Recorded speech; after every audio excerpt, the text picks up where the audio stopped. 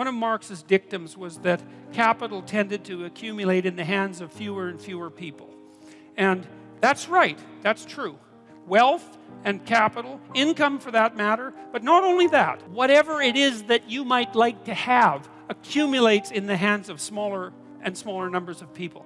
It's a principle that was discovered by an economist named Pareto, Vilfredo Pareto, and he pointed out something that had been pointed out in the Gospels, by the way, thousands of years earlier, which was, to those who have everything, more will be given, and from those who have nothing, everything will be taken away.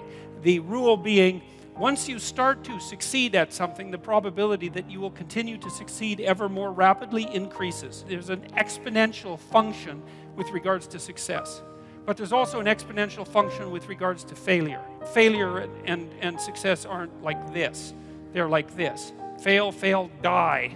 Succeed, succeed, succeed ridiculously. Like it's this weird curve. And it's funny because it doesn't just characterize economics. It looks like a really fundamental economic law. I was actually quite shocked when I first learned about this, which was only about 15 years ago, because I thought most things were normally distributed.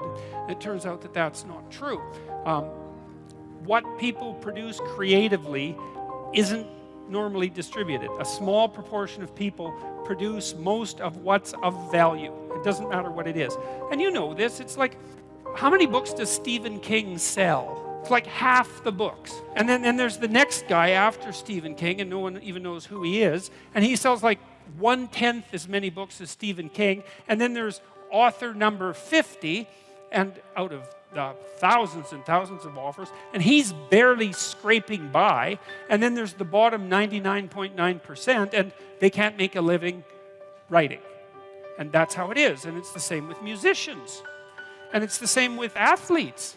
You know, if you look at number of goals scored, for example, in hockey, I'm a Canadian, so I'll use that, there's a small percentage of absolutely phenomenal hockey players, even in something as amazing as the National Hockey League or any professional sports league. You know, you have to be one hell of an athlete to make it in a professional sports league, and still you get this tiny group of superstars who are way better at it than anyone else.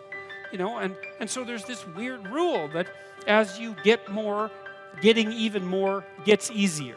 And who knows why it is exactly? Partly it's practice, and it characterizes all sorts of situations. Like, it characterizes the size of planets.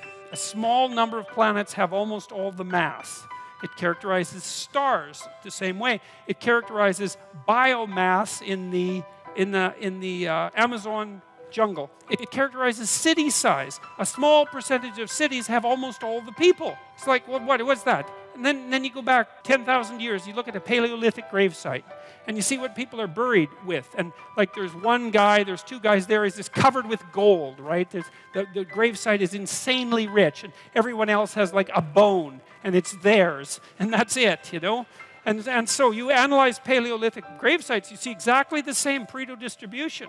A small number of people are buried with all the wealth, and almost everyone else has none. It's this unbelievably deep proclivity of resources to distribute themselves unequally. And you know this too, because you play games like Monopoly, right? You've all played Monopoly.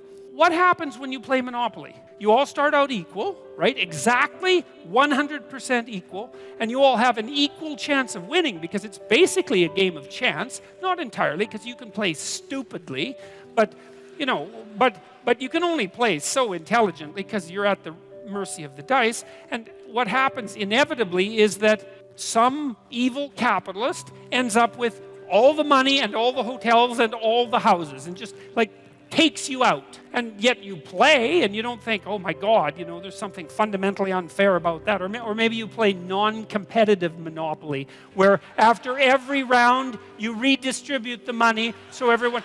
Right, so there's no fun in that. So the problem with Karl Marx, as far as I'm concerned, is that he was nowhere pessimistic enough. It's like, no, you can't blame inequality on capitalism. In fact, capitalism is pretty good at ameliorating inequality. Like, there's still plenty of inequality in capitalist societies, make no mistake about that. And you can make some claim, although it's a tricky one, that some indices of inequality have increased over the last 20 years. It depends on how you measure it, because it's complicated. Because, even poorer people now have access to, well, let's say iPhones, which have more computational power than the entire system that put the Apollo 11 on the moon, which is, for $600, which isn't a bad bargain. It's not that easy to do those economic calculations, but one of the things you can say about capitalism and about private property and about the idea that people have a right to what they earn and a right to what they own is that it's pretty damn good at generating wealth. And the wealth isn't equally distributed by any stretch of the imagination, but a fair bit of it goes to the bottom, and that's why we're seeing, well, a relative dearth of tremendous deprivation. And you might say, well, we want to squeeze out that last bit of inequality, and it's like, well, maybe we do, and maybe we don't. It's not so obvious.